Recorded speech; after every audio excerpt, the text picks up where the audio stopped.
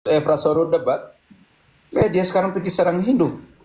Coba kau seorang Katolik kalau kau berani naik di room seperti ini ke Efrasoro, MYM, Al-Mofu, siapa-siapa itu. Datang sini dengan ayat kitab suci.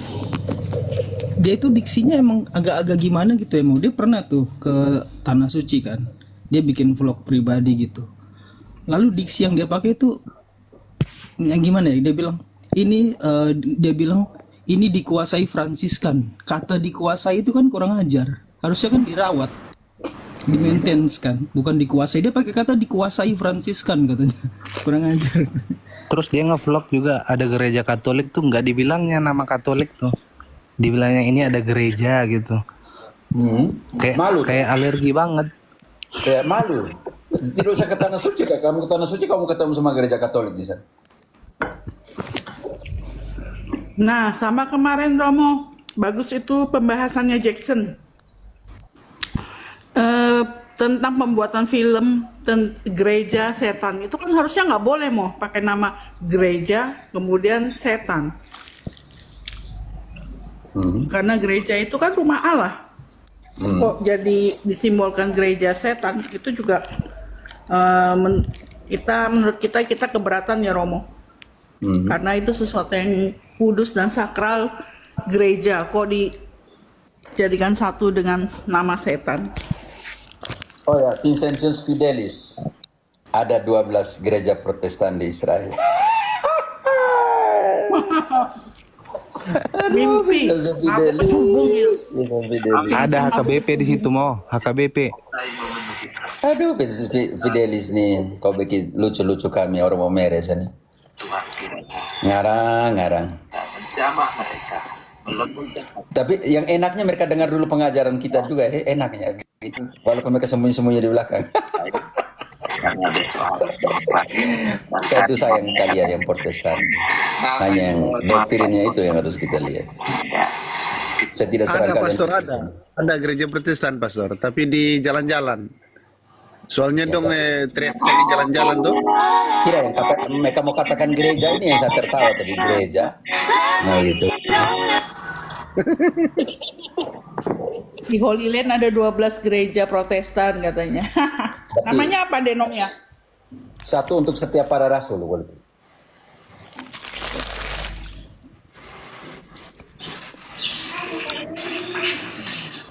Romo, Yo, nanya, ini kan Protestan kan menganggap saksi Jehovah ya, itu sesat ya.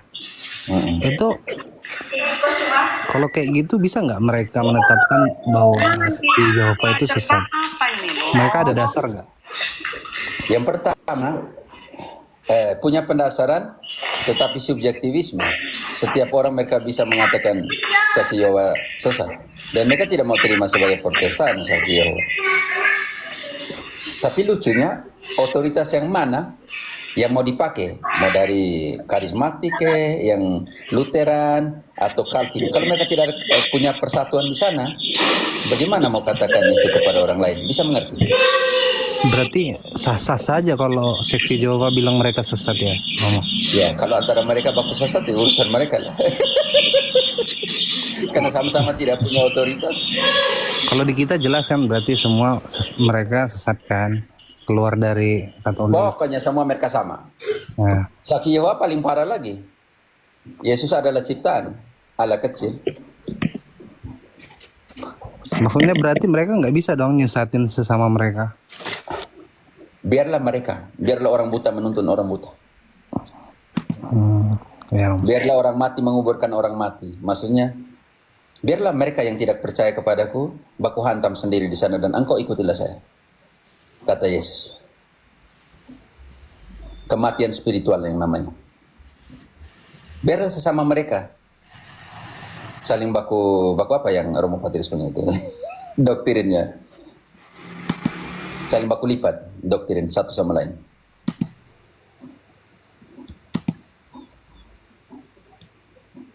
Saya baru Google, ada komunitas Proti di Israel. Ya, komunitas. Itu orang datang dari luar, bukan orang Ibrani asli.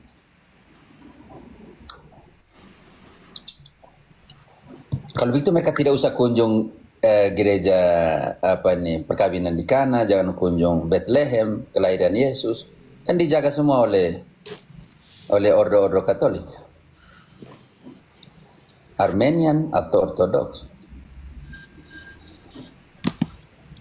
Kan itu ada kuburan tandingan itu juga, Pater. Ya, suruh mereka pergi kunjung itu ya toh. Itu kunjung ada kuburan tandingan ya, kunjung itu aja. Ya. Ada. Kunjung itu saja. Turki ya? Kalau nggak salah. Enggak, dia di Israel ada. Oh, Ya saya Itu Yesus yang lain punya mungkin, yang dikuburkan di sana.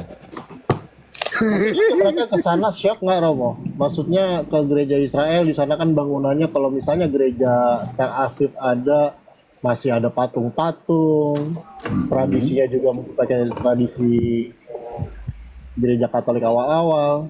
Kejang-kejang nggak tuh mereka nanti? Karena ada satu Viti kan, satu ibu tanya bilang, ada HKBP di sini kan? Iya. Kan itu guide-nya bilang begini, tidak, di sini semua gereja Katolik.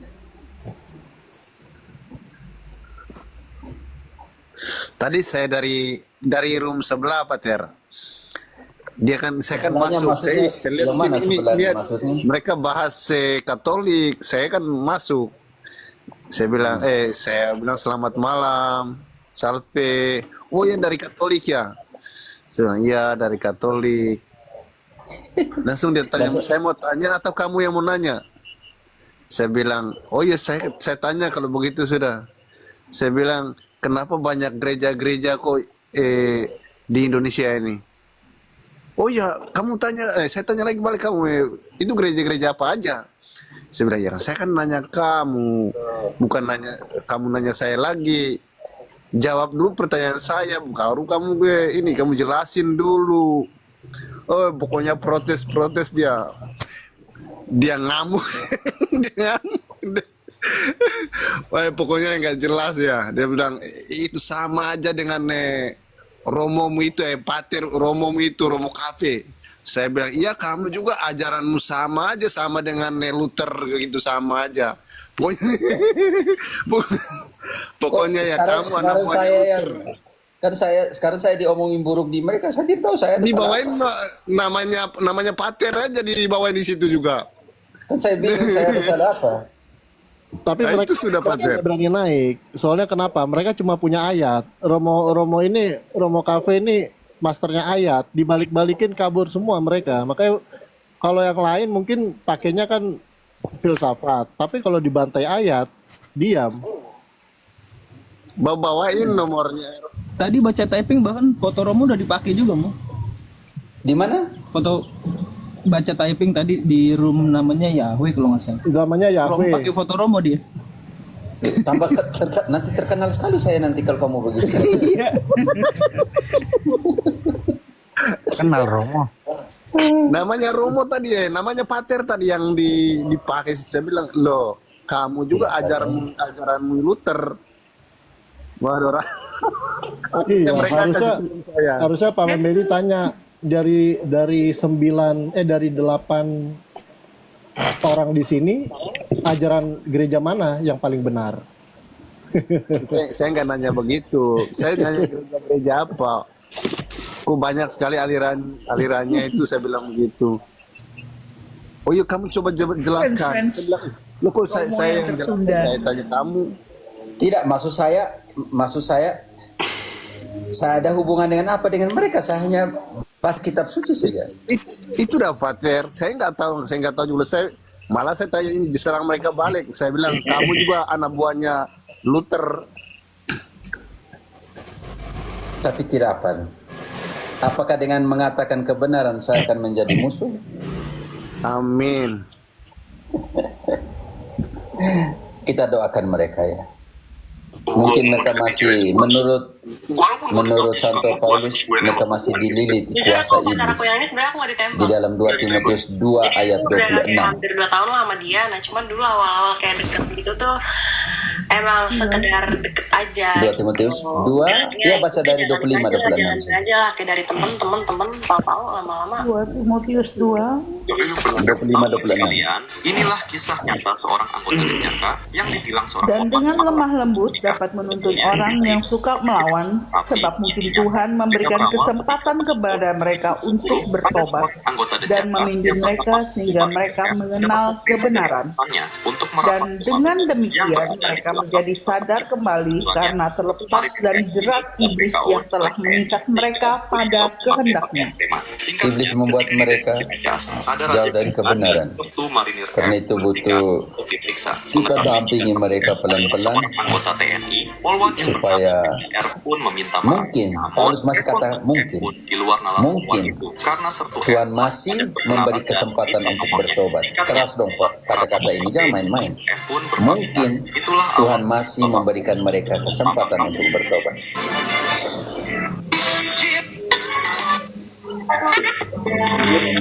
Harus saya garis bawahi. Ya, mungkin itu harus digarisbawahi. Baca kembali Yulita ayat 26. Masih kata mungkin. Dan dengan demikian mereka menjadi sadar kembali karena terlepas dari jerat iblis yang telah mengikat mereka pada ayat 25 mau yang mungkin. 25 ya, maksudnya tidak apa. Dengan demikian mereka sadar karena mereka sementara dijerat oleh kuasa iblis.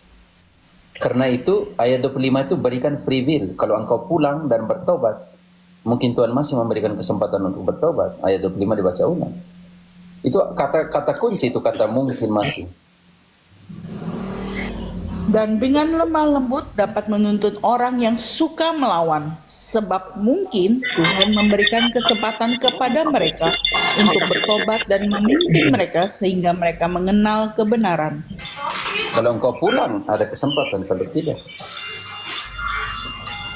Ini keras loh, kata itu kata kunci. Mungkin masih diberi kesempatan untuk bertobat. Wah Romo, itu kayak begini ya Romo, ya maaf Romo. Itu gimana ya supaya kita bisa baca itu detail. Kadang kita baca tidak memperhatikan kata-kata, satu kata dua kata ini. Sama seperti waktu Romo mengajarkan yang hukum yang hari Sabat, Joshua gagal. Tapi kata kuncinya jikalau itu kan. Jikalau Yosua, jikalau kan kondisi. Jikalau Yosua yang membawa orang Israel ke peristirahatan setelah Musa ya, gagal untuk hari Sabat ini, mengapakah perlu satu hari lain setelah itu? Berarti gagal Yosua. Yosua itu bahasa Ibrani. Yang kita kenal sekarang Yesus. Jika Yesus yang itu, Yosua ya. Joshua itu kan Yesus punya nama dalam orang Israel. Jika Joshua itu gagal membawa orang Israel ke peristirahatan, karena itu kondisi mengatakan dia gagal, maka masihkah perlu suatu hari yang lain? Makanya hari pertama dalam minggu. Yang itu kan dia tidak mau mati-matian, dia mau loncat. Itu dia tidak mau ayat itu kan, masih ingat kan?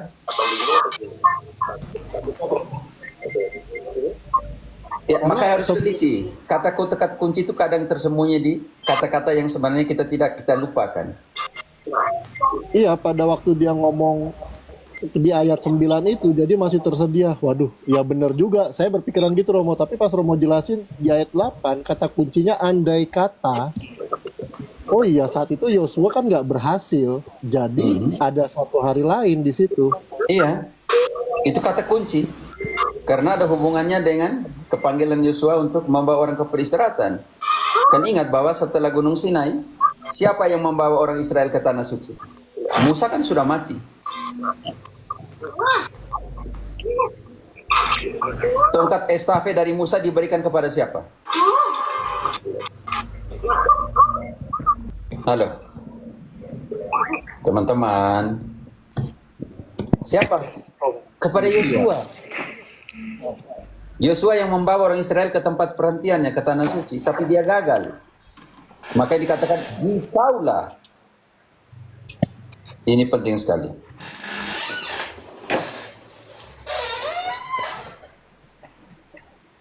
Begitu kata-kata kunci atau coba ini kata kuncinya di dalam Roma 10 ayat 9. kata pertama itu kata kunci, Ambrose. Yang salah digunakan secara keliru oleh beberapa Protestantisme, bukan beberapa Protestantisme, bahwa seolah-olah di situ tidak ada free will, tetapi kata kunci ada di situ. Contoh nih, Roma 10 ayat 9. Roma 10 ayat 9. Sebab jika kamu mengaku dengan mulutmu bahwa Yesus adalah Tuhan dan percaya dalam hatimu bahwa Allah telah membangkitkan Dia di antara orang mati, maka kamu akan diselamatkan. Sebab jikalau kamu, berarti dia buat kondisi di sini. Ada free will untuk memilih. Tetapi dia menggunakan afirmatif positif. Sebab jika kamu mengakui dengan mulutmu dan percaya dengan hatimu. Di situ dikata ada namanya afirmatif negatif. Kok adanya yang negatif ya. Di situ artinya sebab jika kamu tidak mengakui dengan mulutmu dan tidak percaya dengan hatimu. Jadi kata kunci di situ sebab jikaulah memberikan kita kepada sebuah opsi untuk memilih dari beberapa opsi. Ambrose bisa mengerti. Hal sama ketika di dalam Ibrani 4 ayat 8 yang kita omong tadi. Konteks tentang suatu hari yang lain. Jikalau, coba kita sandingkan kembali ke Ibrani 4 ayat 8. Dia mati-matian langsung masuk ke ayat 9. Ternyata 8 harus diselesaikan dulu.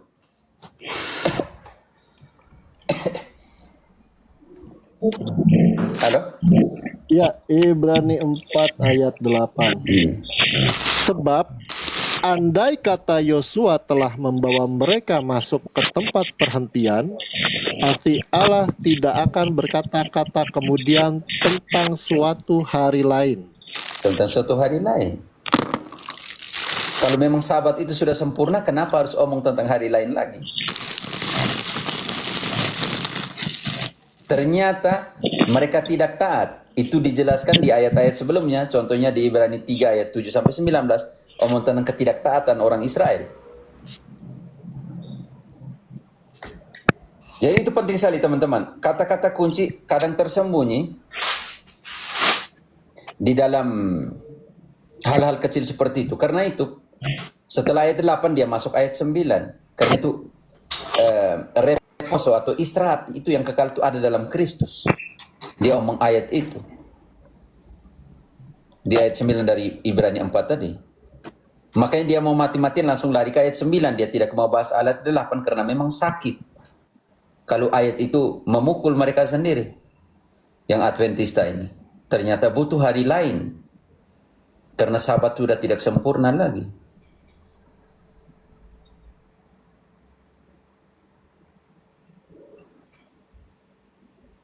Seperti itu. Ambrose, bisa mengerti? Bisa, Rob. Makanya tadi pernyataan sebab jika kamu mengakui dengan mulutmu, kembali lagi sebuah opsi free will di situ. Kalau kamu tidak mengakui, kamu tidak selamat. Kalau kamu mengakui, kamu selamat. Kondisi apa di Roma 10 ayat 9? Persekusi, pembantaian. Karena kaisar juga menganggap dirinya sebagai Kyrios, sebagai Tuhan.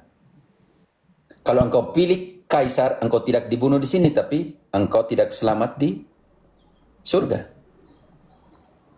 Tetapi jika engkau pilih Kristus, di sini engkau akan dibunuh, dibantai, tetapi engkau akan selamat. Sangat jelas. Ditaruh sebuah kondisi di situ untuk memilih. Saya tidak tahu kenapa Bapak. Ya, Rex. Berkaitan dengan Injil hari ini, Nikodemus itu mengakui dengan mulut atau mengakui dengan hati ya mau kira-kira mau. Dan apakah ada catatan setelah tentang Nikodemus setelah Injil yang dibacakan hari ini itu? Tidak, setelah itu tidak. Yang dia datangi Yesus malam-malam. Saya mengerti. Itu poin penting ya. Dia juga orang hebat di kitab suci dan semuanya. Dia berpikir bahwa orang harus masuk lagi ke rahim ibunya. Ternyata tidak. Yesus bilang, jika tidak dilahirkan dari darah, dari apa? Dari air dan dari roh, engkau tidak akan masuk kerajaan Allah. Dari sebab itu, setelah percakapan dengan Yesus itu, tidak ketemu lagi data dan Nikodemus di dalam kitab suci. Tidak, saya tidak mengerti yang punya maksud. Maksud percakapannya atau tentang Nikodemusnya? Tembusnya mau maksudnya dia kan cukup apa namanya ya dihargai lah di gereja Katolik itu kan di Ciputat kalau nggak salah ada paroki Nikodemus namanya kalau nggak salah itu. Oh ya begitu ya. Kalau nggak salah nanti aku cek deh. Coba engkau cari cek baik-baik saya. Kepala staf Lingkungan di paroki saya juga ada lingkungan Nikodemus. menyebut Oh begitu. prajurit TNI yang Mungkin pakai ini hanyalah pakai nama-nama yang ada dalam kitab suci ya. KSAD Maruli juga menyebut bahwa yang terpenting peristiwa-peristiwa semacam itu tidak menimbulkan korban jiwa. Maruli juga menyebut bahwa peristiwa ini merupakan kenakalan yang dilakukan para prajurit. Menurut Dan Nikodemus kita tidak temukan di Injil Yohanes. tidak sampai Hanya ada di Injil Yohanes. menggunakan alutsista. Coba teman-teman bisa lihat semua. Tidak ada sampai Dia hanya di Injil Yohanes. Yohanes 3 kalau tidak salah. ini saya pikir anak Ketika dia omong tentang hidup baru sehat lah di dalam Tuhan. ya sudah bisa kita redam sebetulnya. Di Injil lain tidak ada. Dan yang kedua, di manakah Yesus dari 12 tahun setelah Jenderal Maruli dicari kembali di Yerusalem sampai dengan 30 tahun? TNI yang menyerang markas Polres Karena ada satu spasi di situ. adalah emosi sesaat anak muda. Kitab suci tidak pernah menerangkan itu kan? Maruli juga menyebut Kalau tidak ada tradisi bagaimana menjelaskan hal itu? tidak menimbulkan korban jiwa. Maruli juga menyebut bahwa Makanya tidak semua dijelaskan dalam kitab suci. para prajurit. Menurut Maruli, Di Ciputat paroki Nikodemus loh. mencapai taraf serius karena Iya, karena ambil kitab suci, ambil pribadi-pribadi yang dalam kitab suci. Dia kan ada di Yohanes 3, Tidak ada sampai percakapan dengan Nikodemus dan semuanya. tapi ini saya pikir anak-anak muda yang Seperti itu. sehat lah. Makanya data setelah Injil tidak kita temukan lagi dalam pengertian itu. Oh ya, Tetapi ya. Saya tingkat tuh L4, L5. kita akan temukan kembali di Yohanes ketika kita baca Nikodemus ini akan bersama lagi dengan Yosef Arimatea. Engkau ingat Yosef Arimatea? Yang menurunkan mayat Tuhan. Iya, tetapi dia tidak sendiri, dia bersama dengan Nikodemus. Coba kita baca Yohanes. Iya betul ingat. Iya oke. Yohanes 19:38 kita akan menemukan namanya kembali di sana. Nah, itu masuk tuh. Dan dia memberikan mira yang mahal ya teman-teman. Itu tidak mudah, itu sekitar kira-kira 34 kilogram untuk balsam Yesus punya tubuh dalam pengertian. Coba engkau baca sendiri atau teman-teman yang punya Yohanes 19 ayat 38. Jadi ingat bahwa dari Yohanes 3 sampai kepada Yohanes 19 berarti pencarian Nikodemus dan menyertai pengajaran Nikodemus kepada Yesus itu penting sekali. Maka nanti akan muncul lagi namanya di Yohanes 19 ayat 38 sampai dengan 42 kalau kita mau tahu tentang Nikodemus dan Arimatea. Silakan Yulita. Sesudah itu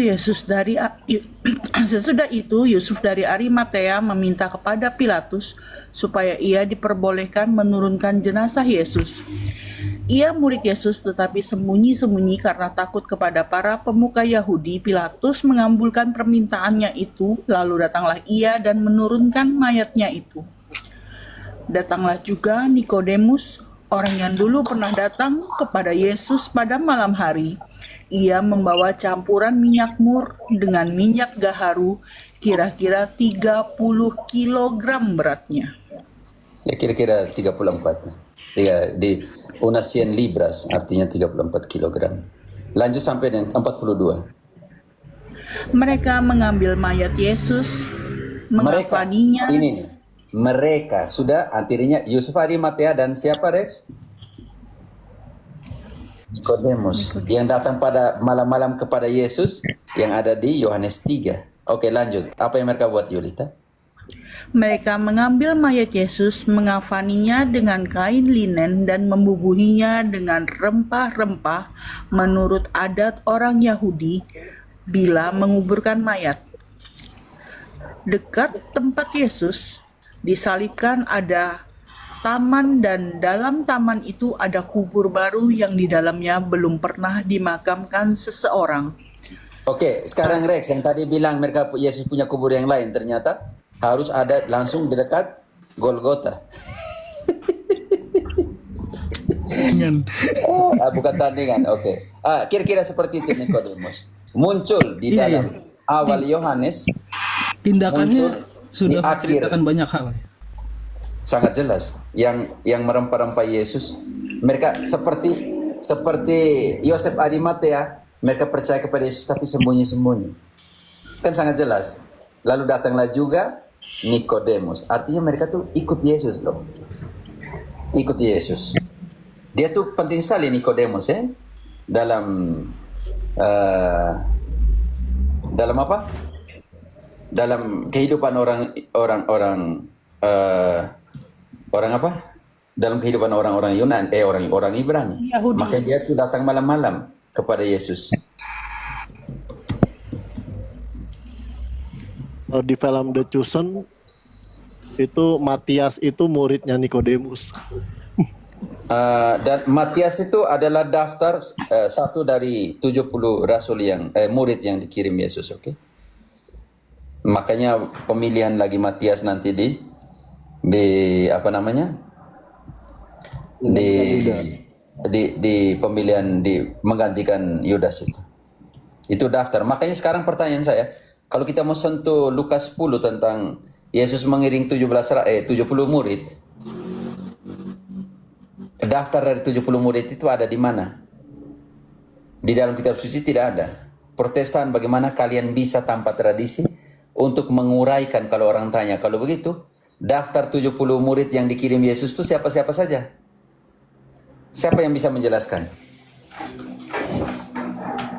Kalau tidak ada tradisi. Ayo. Si 70 murid itu nggak bisa.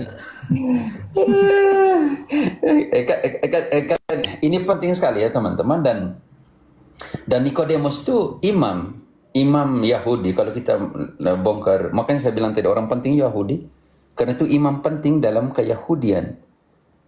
Statusnya penting dalam imam Yahudi. Kalau kita bongkar Yohanes 3 ayat 1, kita langsung tahu siapa itu Nikodemus. Dan yang tadi 19, awal perjalanan Yesus dan akhir setelah kematian Nikodemus hadir, lahir baru lagi. Dan setelah itu kalau kita mau analisa berarti dia setelah itu dia mengikut kekristenan dan meninggalkan keyahudian.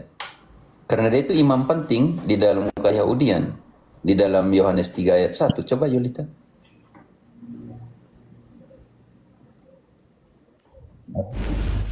Halo? Ya, halo. Yohanes 3 ayat 1. Siapa itu Nikodemus? Yohanes 3 ayat 1.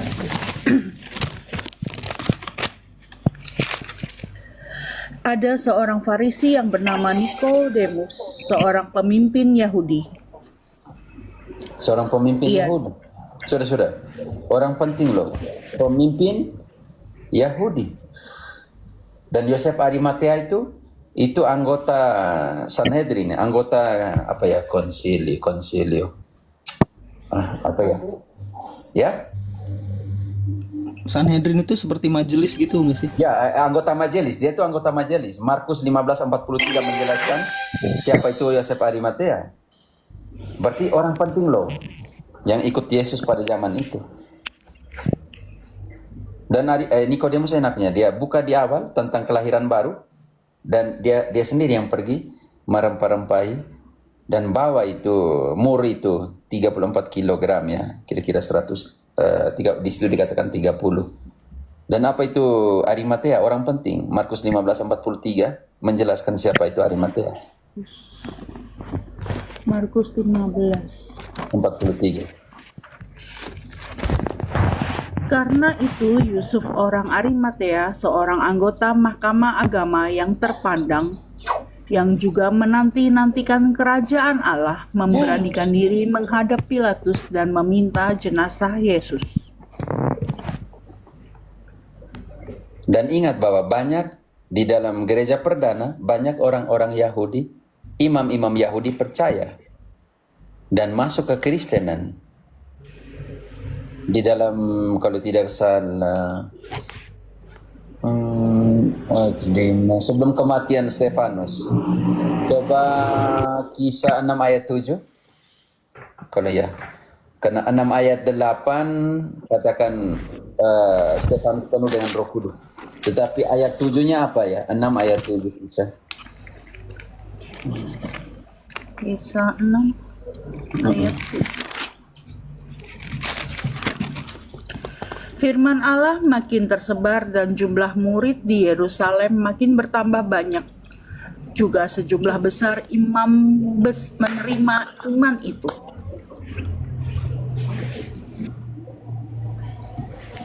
Juga sejumlah besar imam Yahudi. Artinya dari Bani Harun dan Bani Levi masuk kepada kekristenan. Dan meninggalkan ritus Harun, ritus Melkisedek, karena tidak lagi mempersembahkan korban bakaran. Bayangkan, punya waktu itu kan belum runtuh bait suci. Mereka masih punya 24 golongan imam presbiter Yahudi dalam 1 Tawarik 24 menjelaskan berapa golongan imam. Mereka meninggalkan itu.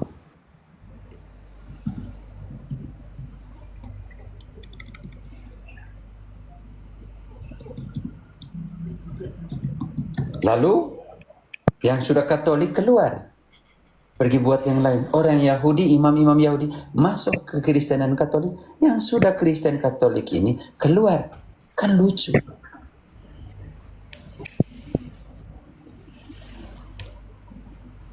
Itu karena dia pemuka agama Yahudi, karena dan gak ada catatan lagi, bisa jadi juga dia mengalami nasib dalam tanda kutip buruk ya, Mo, dari orang Yahudi sendiri yang melakukan itu. Iya. Dan saya makanya ayat ini penting sekali karena setelah Pentekostes, setelah pembaptisan 3.000 lebih itu di dalam Kisah 2 ayat 41, makanya kita harus berterima kasih dalam pengertian ini bahwa kekristenan pertama didominasi keanggotaannya oleh orang-orang Yahudi yang masuk ke Kristenan, juga termasuk Paulus. Ketika aku masih berada di dalam agama Yahudi, berarti yang dia masuk ini agama baru. Makanya kekristenan itu bukan sebuah relasi, melainkan sebuah agama. Kita sandingkan dengan pernyataan Paulus. Ketika aku masih berada di agama Yahudi, Galatia 1, coba ayat 14-nya, dari ayat 13, kalau tidak salah. Galatia 1 ayat 13. Sebab kamu telah mendengar tentang hidupku dahulu dalam agama Yahudi, tanpa batas aku menganiaya gereja Allah dan berusaha membinasakannya. Oke. Berarti Paulus sendiri sudah mengakui bahwa Yudaisme itu sebuah agama. Dan ketika aku masih di agama Yahudi, berarti sekarang dia sudah di agama Kristen. Katolik Kristen yang sejati. Ketika aku masih berada di agama Yahudi dan sekarang aku sudah ada di mana? Ini penting sekali kan? Sekarang aku sudah ada di mana? Di agama baru. Seperti itu ya teman-teman. Kalau kita pakai analisa seperti itu, berarti dia keluar dari agama Yahudi sebagai agama dan masuk kepada kekristenan sebagai agama.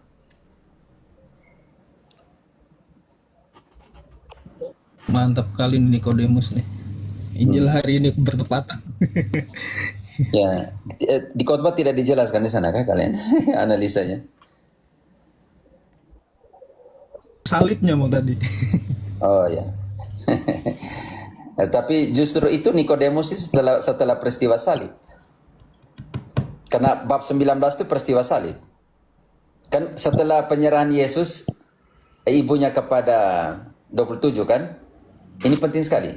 27 menyerahkan ibunya ke Yohanes dan murid terkasih itu membawa ibunya ke rumah. Dan di ayat 28 adalah supaya genaplah apa yang tertulis. Jadi menggenapi semua apa yang tertulis sampai dengan peristiwa menyerahkan. Ini penting sekali teman-teman, pakai analisa ayat. Setelah ayat 27, coba kita kembali ayat 27 pelan-pelan. Ayat 27 itu murid terkasih ini membawa ibunya ke rumahnya.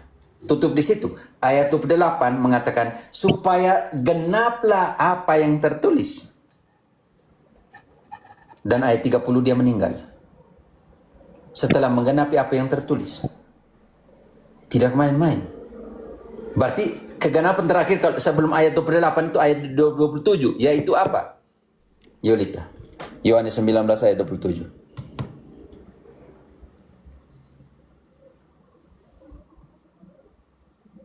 Kita tahu Yolita ini masih hidup atau tidak nih? Halo, halo. Sinyal saya ya? Waduh. Sinyal Romo aman. Berapa Bang? 27. 27. Romo. Kemudian katanya kepada muridnya, inilah ibumu. Sejak itu murid menerima dia di dalam rumahnya. Oke, tutup. Kepenuhan terakhir sekarang 28. Supaya Sesudah itu karena Yesus tahu bahwa segala sesuatu telah selesai, berkatalah ia, supaya digenapi yang tertulis dalam kitab suci. Cukup. Supaya Tergenapi. semua yang tertulis dalam kitab suci. Titik. Ayat 29.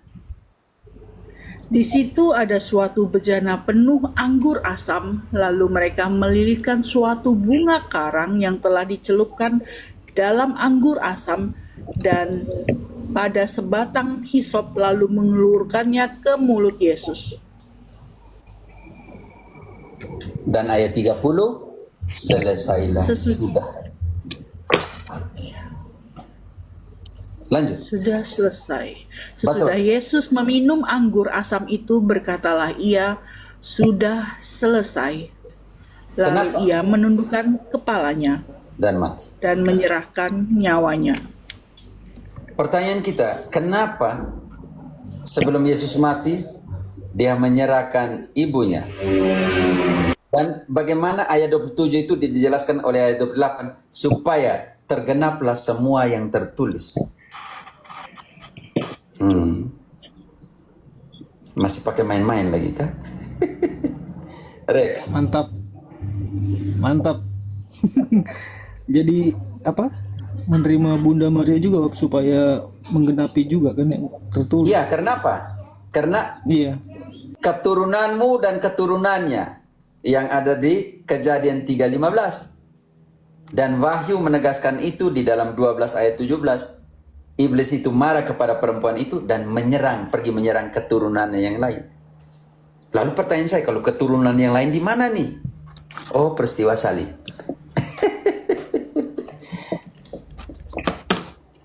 Kalau begitu, kalau tidak menyerahkan itu, bagaimana Maria punya keturunan yang lain?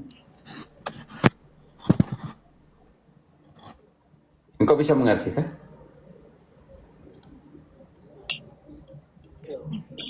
Nggak main-main loh. Maksudnya Tidak main-main. genap itu nggak main-main. Supaya genap itu betul-betul dalam sekali tuh. Supaya genap. Bagaimana nanti kalau Yesus tidak serahkan Maria kepada murid terkasih? Bagaimana nanti Wahyu nanti dia suruh Yohanes tulislah. Bagaimana bisa menggenapi? Bagaimana Paulus bisa menggenapi di dalam Roma 8 ayat 29 sampai 30 supaya dia menjadi sulung dari saudara-saudaranya. Kalau dia tidak menyerahkan murid terkasih itu kepada Maria dan Maria kepada murid terkasih itu. Gagal semua teologi yang Paulus, semua yang ke belakang gagal.